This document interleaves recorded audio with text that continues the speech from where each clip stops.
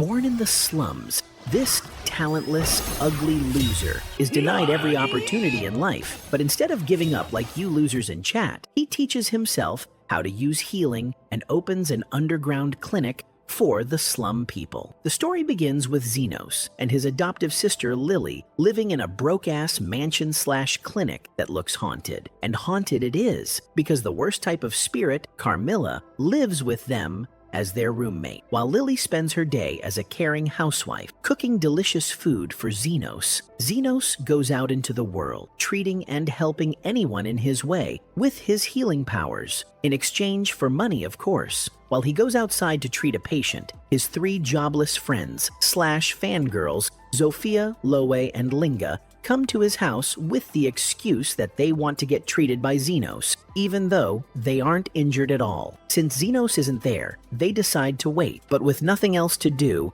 they mess with the stew poor Lily was cooking for Xenos and eat everything when she's not looking. When Lily returns, she demands an explanation for the mess they've made, but the three Beast Girls can only blame each other and almost get into a fight. Lily stops them, knowing that Xenos will become upset if he sees them fighting, so they make up with each other. Carmilla the spirit knows how much of a pushover Lily is, so she descends to bully the bullies and makes the three Beast Girls beg on their knees. Lily no longer has the ingredients to recook the stew, so to make it up to her, the three Beast Girls rush out to bring back the items. Meanwhile, Xenos comes across another Beast Girl, Till, who is running away from her slave master. The slave master accuses her of trying to escape and takes her to a graveyard to punish her. As he starts beating her, she hits herself against a grave, and an enraged spirit enters her, causing her to go berserk. She attacks her own master,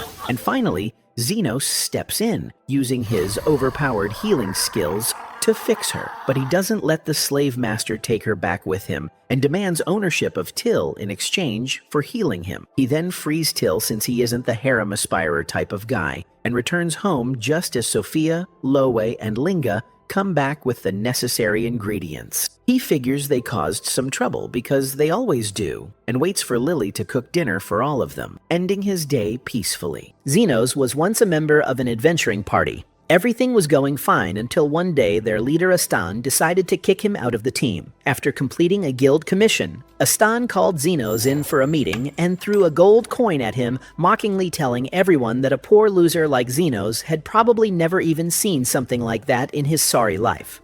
Xenos didn't understand why Astan was suddenly acting like in a hole for no reason. So Astan spelled it out for his dumbass, telling him that his contributions to the team had been insignificant lately, and that's why they all agreed they didn't need a useless loser like him anymore. Xenos disagreed, saying he'd been doing his best, and even reminded Astan of the time he recruited him from the slums when he was just a kid. Back then, Astan only wanted to be his friend, so why now? After using him all these years, was he throwing him away? Did that mean Astan no longer saw him as a friend? Astan couldn't believe how gullible Xenos still was. He made it crystal clear they didn't need some slum-born bum tagging along anymore. Their party was now one of the top ranked in the country, and having someone like Xenos with them would only ruin their image. Still, Xenos tried to fight for his place, saying they only made it this far because he'd always been there, their trusty healer. But Astan didn't give him any credit, claiming that Xenos only used some shady, self-taught healing magic. If a slum rat like him showed up in front of nobility or royalty, their reputation would be wrecked. At that point, Xenos didn't have anything left to say.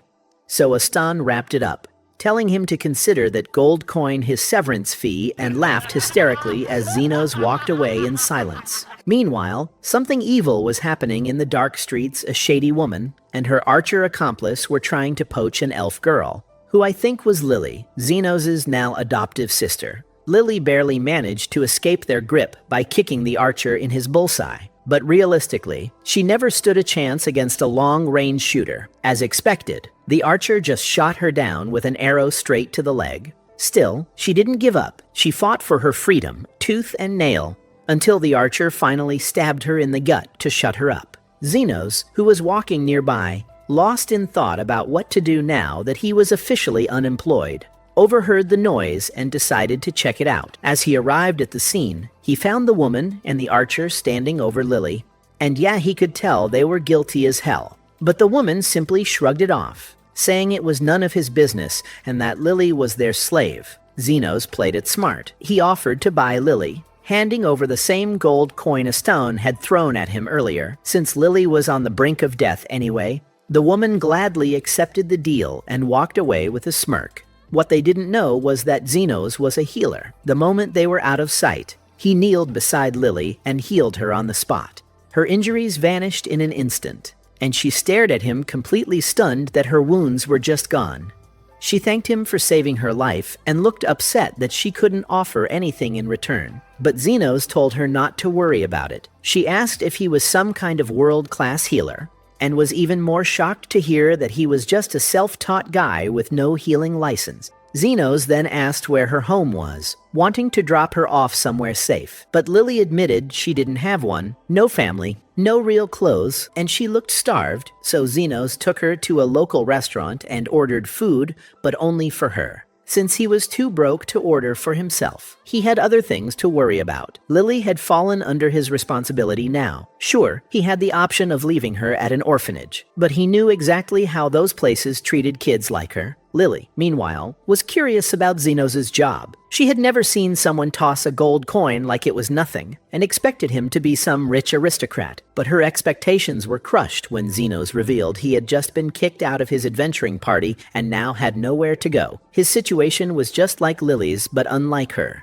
He at least had the opportunity to look for a proper job. Speaking of which, that's when a lizardman with severe injuries came crawling into the restaurant, begging for water. Judging by the burns and the type of wounds, Xenos figured the guy had been shot by a magic gun. The man was clearly in agony, so Xenos stepped in and healed him on the spot. Normally, healers with that level of skill are famous, so the fact that the man had never heard of Xenos made him curious. But regardless, the lizardman thanked him and handed over 4 gold coins in return for saving his life. It was the first time Xenos had ever been paid for healing someone, and it sparked a business idea: open up a healing clinic. Not just to make money, but to bring back the smile of helpless people like Lily and that lizardman.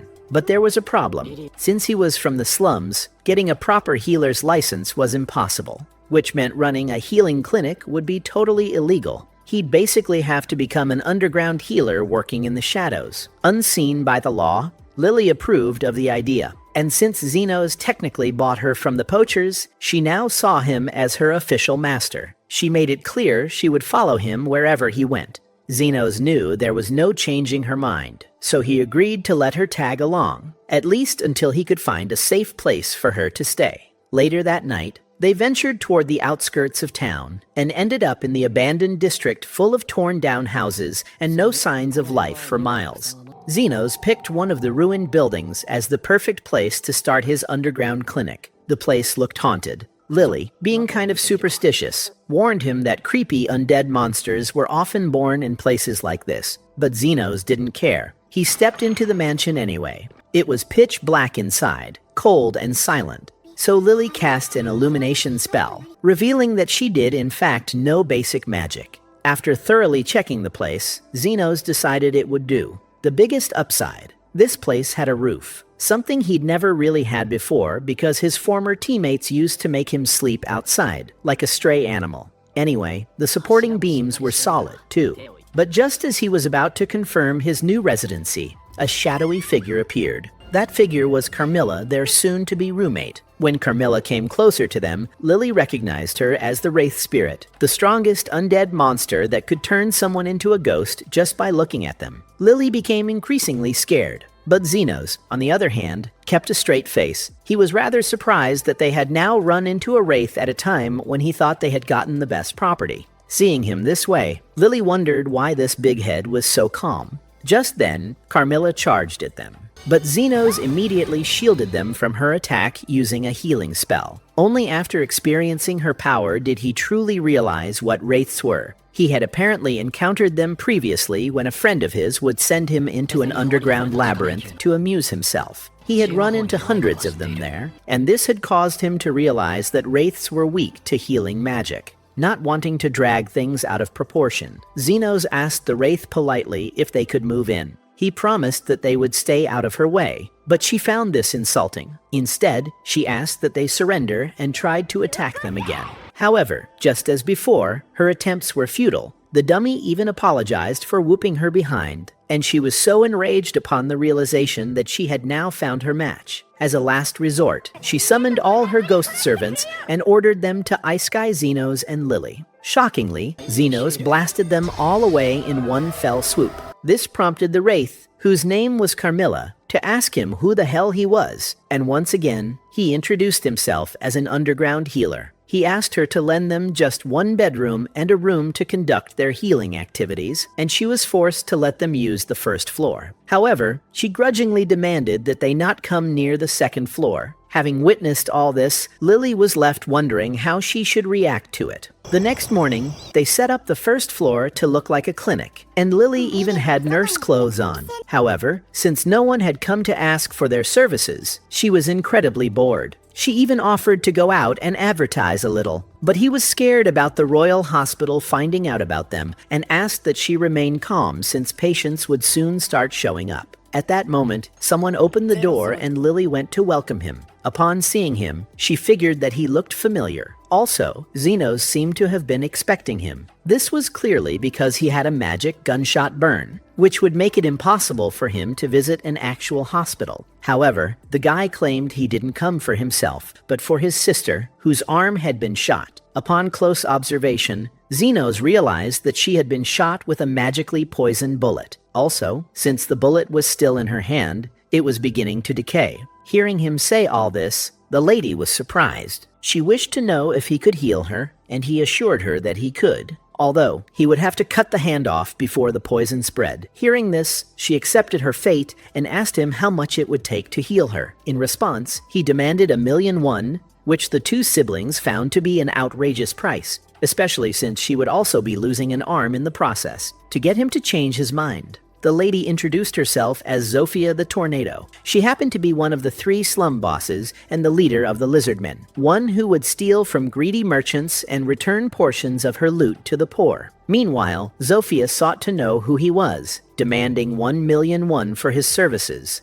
And he reassured her that he would also regenerate a new hand for her. This left her shocked to her bones. The thought of a healer who could grow an arm back was something she had never had before. Upon hearing this, Xenos wondered how a healer would not know something as simple as regeneration. He clearly had no knowledge of the standards of the healers in this world since he never got to study there. After greeting Zofia, they got right to the surgery. Before starting, Xenos magically made a blade from mana to serve as a scalpel, which he used to cut off her hand. While doing so, he cast a spell on the area of the cut to heal it over time in order to prevent her from feeling too much pain.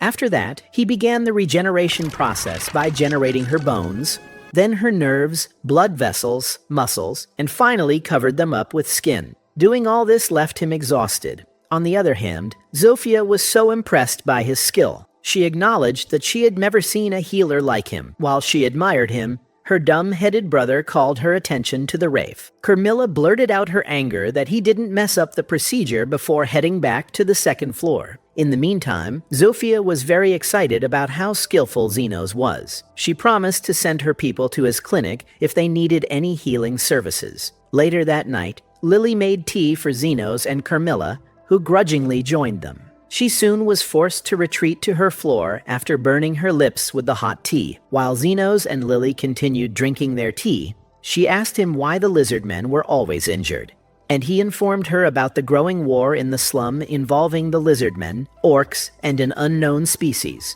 While trying to figure out what this third group was, they got an unwanted visit from them. They happened to be werewolves, led by their leader, Linga. She was angry that Xenos had been healing the Lizardmen, who her kind had fought so hard to injure. Due to that, she had come to take him out. Unfortunately, all her attempts to do that were futile, as she couldn't hurt him no matter how she tried. As a last resort, she ordered her werewolves to destroy the clinic, unaware that the building belonged to a wraith. Xenos tried to warn them, but they wouldn't listen. Just then, Carmilla revealed herself and was about to angrily destroy them when Xenos pleaded with her to remain calm. Watching him communicate with the wraith that easily, Linga saw him as a demigod and ordered her men to join her in bowing to him. The next morning, an orc came to the clinic to inform Xenos that the head of the orcs, Lady Lois, wished to see him. Xenos had already figured that his popularity would increase after dealing with the lizard men and the werewolves, so he wasn't surprised to see the orcs coming for treatment next. The leaders of these three beastmen races were a big deal, and they had all made a fortune from an excavation of magic stones. A month had already passed since Xenos had opened the clinic, and he predicted that he'd eventually have to deal with the leaders of the factions. So, he asked the orc if his boss, Loe, was smart enough to listen to him during the treatment. When the orc confirmed that Loe was quite wise, he agreed to treat her. The leader of the Lizardmen faction, Zofia, had been giving him gifts, and the leader of the Werewolves faction, Linga, had been building a massive mansion next door to make up for the mess she made last time. So, even if the orc's leader, Loewe, caused him trouble, he wasn't worried, assuming she was similar to Linga and Zofia in character and integrity. In any case, he asked the orc why Loe didn't come to see him in person. The orc explained that he hadn't brought Loe here because the place was crawling with people from enemy territory. That was understandable, so Xenos then asked the orc how bad of a state Loe was in. Upon learning that she couldn't walk, he immediately got up to treat her at her place personally. The orc brought Xenos in front of a cave, which was the lair of the orc faction, and walked him through the path leading to the throne room, where Loe and her underlings were waiting for Xenos to arrive. The orc introduced Loe to Xenos as the emerging underground healer, and Loe didn't miss the chance to tell Xenos how much of a celebrity he had become for treating people from the slums en masse. She asked Xenos if he could really provide any kind of healing as long as the price paid was reasonable. Xenos answered in the affirmative, saying he had grown tired of working restlessly for free. Anyway, Loe asked Xenos if he knew why she wasn't able to move from the throne. Xenos, taking that as a challenge, used his ability called Scan on her to see her condition, since, from the outside, she didn't appear to have suffered from any external injuries. After a proper inspection, he deduced that Loe had a lump in her abdomen that was oozing magical energy, making him realize that it was perhaps a magic stone and not a tumor. Loe confirmed his suspicion, telling him that the magic stone inside her had a high tendency to explode, meaning there was a high chance of her dying instantly if she tried to move. Xenos asked Loe if someone had slipped the magic stone bomb into her food or something, but Loe told him that it was nothing like that. In fact, she had mistaken the magic stone for a rice ball and ate it like a total goofball. Xenos initially thought that she was in danger, but seeing her joking around, he assumed she was wasting both of their time and refused to help her, telling her to help herself. Loe became serious, requesting Xenos to reconsider, saying she had partially chewed the magic stone while eating it and believed there wasn't much time left before its detonation. The biggest problem was that her underlings wouldn't leave her side no matter what, as they were happy to die with her. And since so many lives were at stake, Loe gave Xenos the key to all of her treasures in exchange for saving her and her loyal followers. Xenos finally agreed to help and summoned a scalpel to begin the operation. In the blink of an eye, he extracted the magic stone from her stomach and sealed it shut using his healing magic. Loe was completely amazed, but she didn't have time to celebrate, as the magic stone could still explode. But instead of throwing it far away, Xenos grabbed it in his hands. When the stone exploded, it didn't even leave a scratch, as he protected himself with his main character, special defensive magic. With the work done, he gave Loe her key back, not wanting her fortune, making it clear that he only demanded a price equal to the amount of work he needed to do. Loe was once again amazed by Xenos' ethics and told him to call her whenever he needed help. She voluntarily offered to provide 24/7 security for his clinic. With her appetite returning, she asked Xenos to join her for a rice ball meal. But Xenos didn't think that was a good idea, considering what had happened to her the last time she tried eating rice balls. Later that night, he returned home to find a jealous Lily, who expressed how much she was bothered by Zofia, Linga, and now Love's frequent visits. Now that she mentioned it, Xenos also realized that the three Beast Girls had kinda been hanging around his house, even though they weren't injured at all. He assumed they were only doing so because they were bored,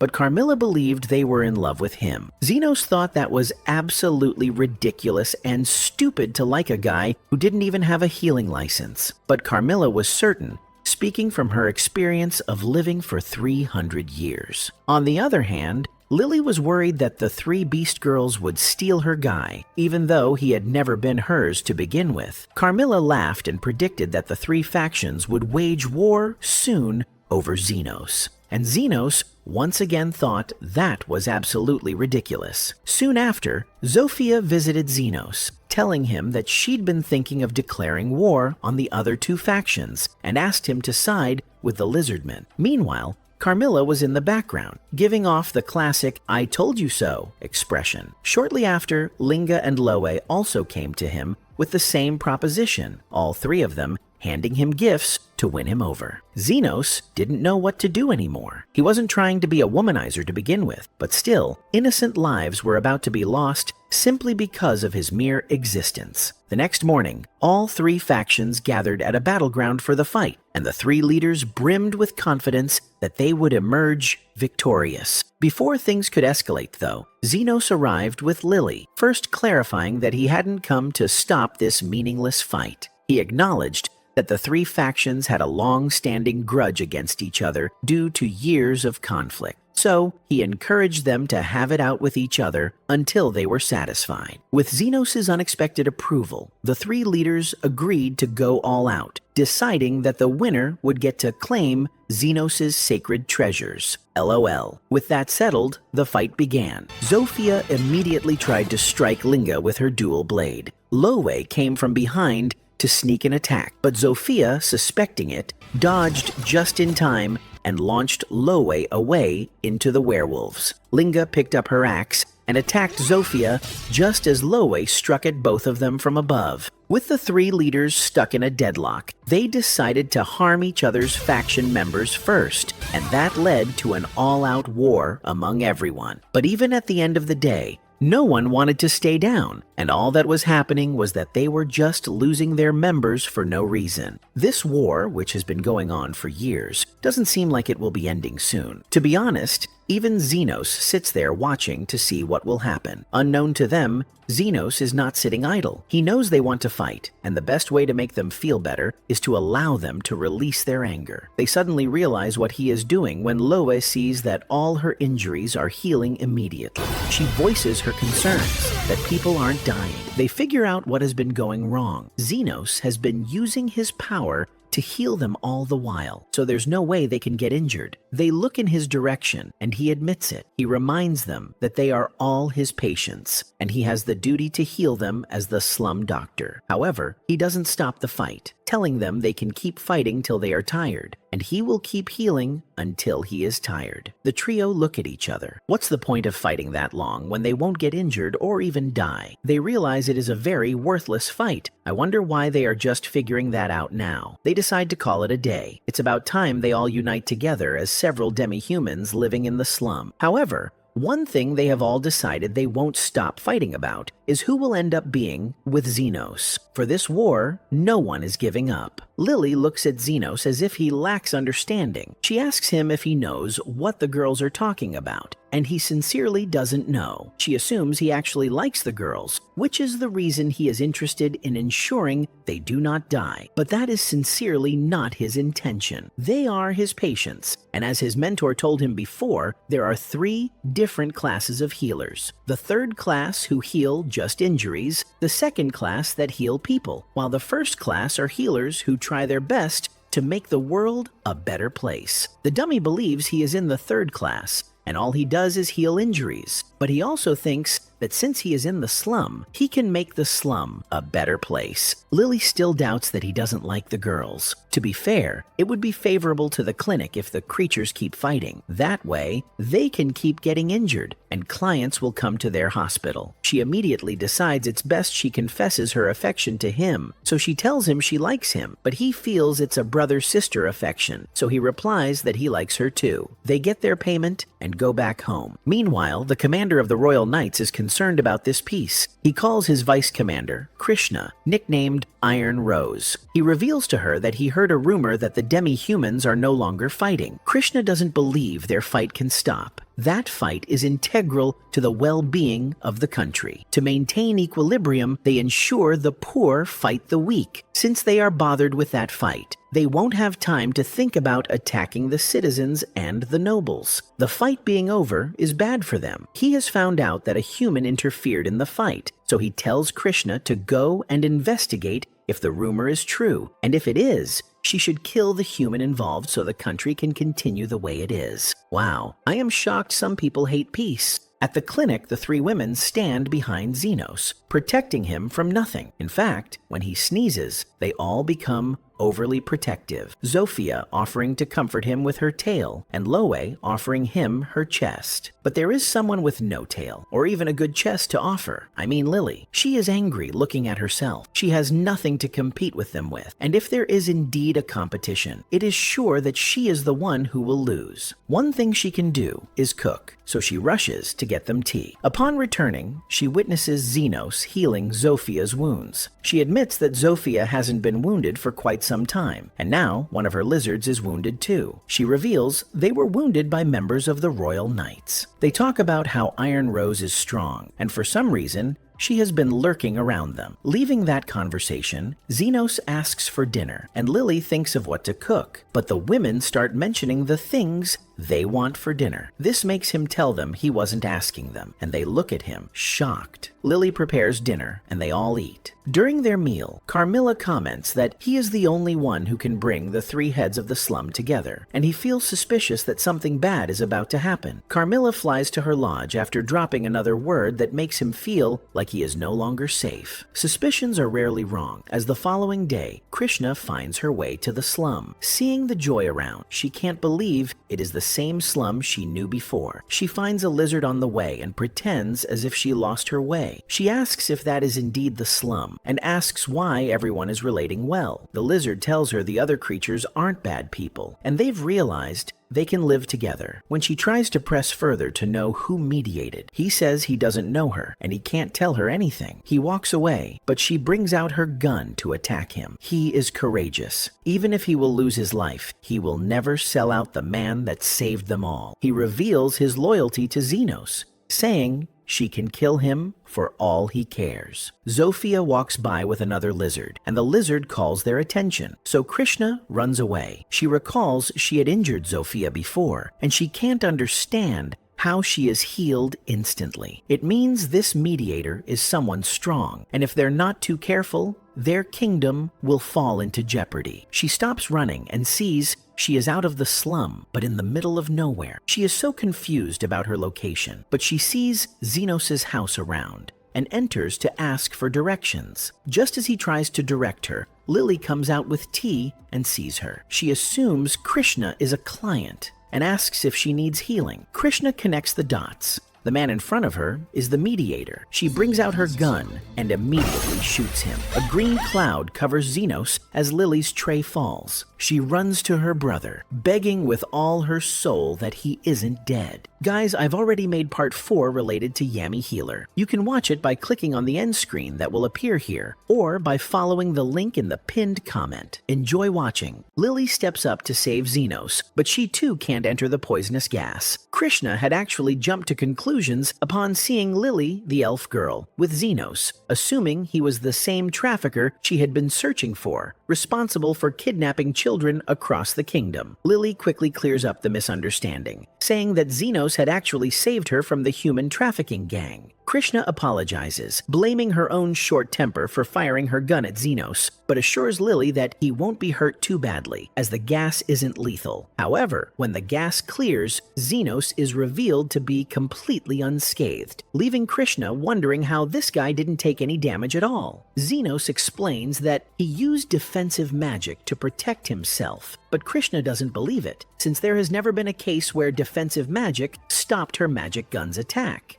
Xenos still claims to have only used basic defensive magic, so Krishna gets closer to him, confirms that he's unharmed, and asks if he's some sort of world-famous sorcerer or something. Xenos replies in the negative, but Krishna isn't someone who's easily fooled. She reveals her status as the vice commander of the Royal Order of Knights and tells Xenos to be truthful if he doesn't want any trouble. Meanwhile, Carmilla, silently hiding her presence, enjoys how interesting this encounter is turning out to be. Anyway, Xenos gets serious and learns from Krishna that she has come to the slums on a secret mission to locate a certain individual and take them into custody. She wants Xenos to help her find this person, unaware that Xenos is the individual she's actually looking for. Krishna doesn't go into specifics about the person she's searching for, but still forces Xenos to help her, saying it's his duty as a citizen of the kingdom to cooperate with the Order of Knights. So, Xenos has no choice but to help her.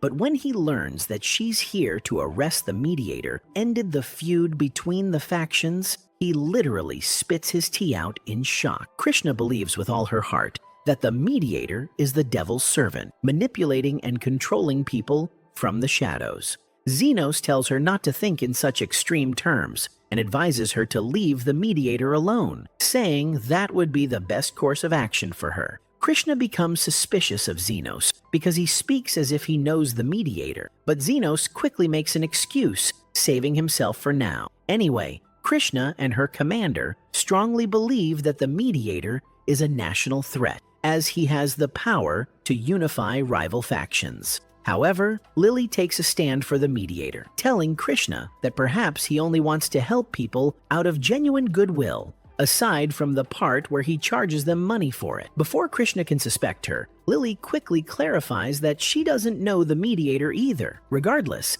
Xenos points out that it's almost midnight and suggests that Krishna should return, offering to show her the way back to town. Krishna asks if he's trying to drive her away, and of course he is, but he explains that he just wants her to focus on her important mission. So, Krishna gets on her way, but on the way out, she notices a bed downstairs that is clearly used to treat patients. Xenos has to come up with the excuse that he just happens to have an extra bed lying around his house. Krishna decides to stay since being near the slums is ideal for her investigation. She promises Xenos that she'll pay rent, and Xenos, not wanting any trouble by refusing her, allows Trouble to stay inside his underground clinic. Lily isn't pleased at all, and to make it clear that she is the one and only waifu of Xenos, she sits on his lap right in front of Krishna and makes him pet her head. Xenos doesn't understand why Lily is behaving this way all of a sudden, and Carmilla, still hiding her presence from Krishna, helps the blockhead understand that Lily is doing all of this out of jealousy. Nobody asked, but Carmilla still goes into a detailed explanation, whispering to Xenos that Lily has no intention of accepting this haughty woman in her house who assaulted her favorite man just moments ago. Xenos doesn't think that's the case at all and believes the old ghost is exaggerating as usual. Lily keeps acting overly caring towards Xenos, blowing on his tea to warm it, combing his hair, and feeding him fruits. But neither Xenos nor Krishna react at all, leaving Lily with no other option but to use the secret weapon Carmilla taught her. She holds Xenos' face and boldly states that she won't let him sleep tonight, but minutes later, she ends up falling asleep herself. LOL. Xenos puts her to bed, then returns to the common room where Krishna asks if he knows the people who had kidnapped Lily. Xenos says he doesn't, but Krishna remains convinced that the slum is a hotbed for child trafficking and explains that's why she shot him earlier. She apologizes once again for jumping to conclusions and, in a bragging tone, says that even though she's the perfect vice commander of the Royal Order of Knights, she's still human and can make mistakes. In any case, she shifts to another topic, asking Xenos if a master healer could fully regenerate an arm, just like a master wizard like him can protect himself using defensive magic. Xenos tries to clarify that he isn't a master wizard, but what catches his attention is her mentioning a master healer who can regenerate an entire arm. She doesn't let him speak and draws her own conclusions, saying that only a handful of the highest level, top secret healers can do such a thing. So, she doesn't understand how such a person is here in the slums, or why he healed Zophia's arm. Xenos asks how she knows about all this, and Krishna reveals that she was the one who injured Zophia's arm, which technically makes her Xenos' enemy, since Zophia is his friend. Xenos still doesn't understand why Krishna feels so threatened by the slums, and Krishna reveals that her mother, a profoundly kind woman, used to visit these very slums every day to feed the hungry, until one day she was murdered by someone who lived here. Krishna, who was just a kid back then, learned from the investigation team that her mother had been killed by a group of robbers who wanted to steal her wedding ring. Ever since that day, Krishna decided to become an invincible hero, someone capable of delivering justice for those who suffered unjustly and punishing criminals, especially those from the slums, to ensure that no other child would ever be separated from their mother the way she was. After she finishes her story, it is morning already, and she sets out to leave his clinic. As she walks away, Xenos feels so much pity for her. How can a woman who loved people at the slum so much be killed by the same people she loved and protected at the slum? As we all know, he is kind-hearted and believes that everyone is of good attitude. Carmilla immediately notices his demeanor, and she comes down to speak with him. She tells him that he doesn't have to worry about what she had said, and what she had said doesn't mean her mother was good, or that she, who is the same person that hates peace at the slum, is actually a good person. She advises that, as someone who has lived for 300 years, she knows what it means to meet people like that. He appreciates her for her kind words, and she also reminds him that he hasn't removed the flag he kept outside the clinic. The flag was to stop the demi-humans from coming to the clinic so they wouldn't meet Krishna. And to be honest, it worked because no one visited when Krishna was around. After the flag was removed, Zophia comes in for her treatment. At about the same time, Krishna returns. Talk about bad fate. Their reunion isn't a good one. It has never been a good one. They both bring out their guns to shoot at each other, but Lily immediately intervenes. She claims Zophia had also lost her way, and they are trying to describe the way to her. Wait, why do they think she will believe that? As I expect, she doesn't take their words for it. She goes further to ask Zophia how her arm had grown back after she shot her. She insists there is a mediator who has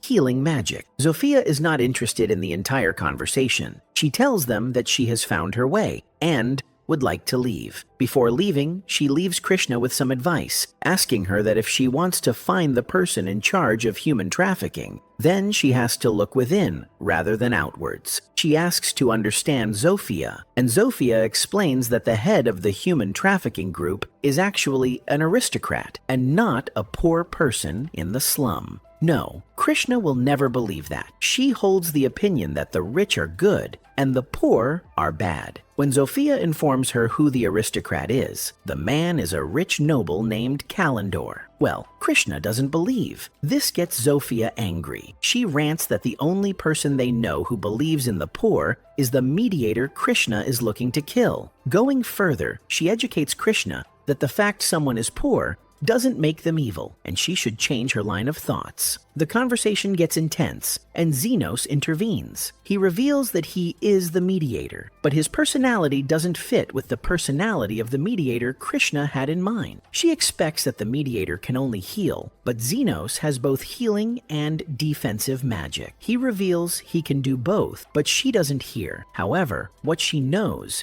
is that he has sided with the demi-human, so she can't be his friend anymore. She walks away angrily. However, she doesn't walk home. Instead, she decides to pay a visit to Kalendor. Upon meeting him, she says they have heard bad news about the security around that area, so she wants to ensure he is fine. She asks to see his security equipment, and when he takes her along, everything seems so fine on the surface. She is about to accept that Zophia is lying when she suddenly thinks about the distribution of his security. She lies that she wants to use the restroom, so she walks around the house. She finds a well and jumps inside without thinking. When she enters, she sees something that scares her to her core. Several young kids are tied there. Indeed, this man is the human trafficker. The kids' eyes are bound, but they hear her voice, and they are reassured, though scared. As she attempts to rescue them, Kalendor comes there and shoots her with his gun. She falls to the ground, looks at the kids, and regrets that she can't save them. She feels bad and thinks about her mother,